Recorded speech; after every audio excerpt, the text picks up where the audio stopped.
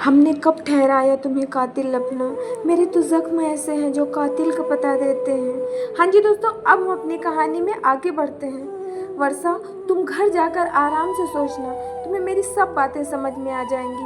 Okay जी। वर्षा खोई खोई से बादल को देख रही थी। उस रात नींद वर्षा की आंखों से कोसों दूर थी।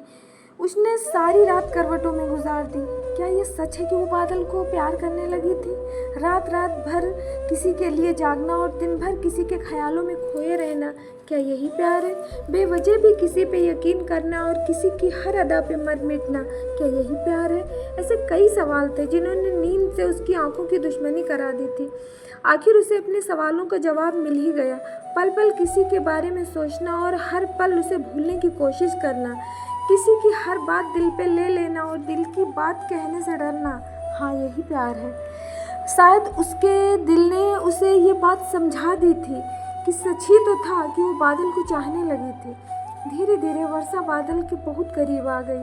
उनकी दोस्ती कब प्यार में बदल गई उन्हें पता ही नहीं चला। वर्षा अब हर चीज़ में इंटरेस्ट लेने लगी।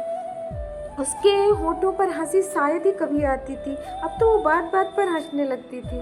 उसकी वीरानी सी दुनिया में जैसे बाहर आ गई थी। पर पढ़ाई खत्म होते ही उसे ये शहर को छोड़ कर जाना होगा, साथ में बादल को भी। जैसे ही ये ख्याल उसके मन में आता वो परेशान हो उठती। और हुआ भी यही। परीक्षा खत्म होते ही पापा उसे लेने आ गए। उस रोज़ वर्षा बादल से मिली तो बहुत उदास थी। क्या बात है वर्षा, तुम इतनी उदास क्यों हो? बादल, ये हमारी आखिरी मुलाकात है, आज के बाद हम कभी नहीं मिलेंगे। वर्षा की आंखें नम थी। लेकिन क्यों वर्षा, क्या हुआ? एक ही पल में सारी दुनिया बादल की आंखों में घूम गई। उसने झटके से वर्षा को अपनी तरफ मोड़ लिया। कल हम जा रहे हैं, अब आपके शहर से बहुत दूर। प्लीज़ वर्षा, पहेलियाँ मत बुझाओ। ये तो बताओ कहाँ जा रहे हो?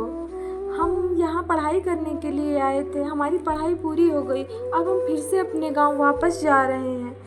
क्या पता अब कभी मिले ना मिले, बस यही सोचकर आँख भर आई। पर शायद हमारा सफ़र इतना ही था।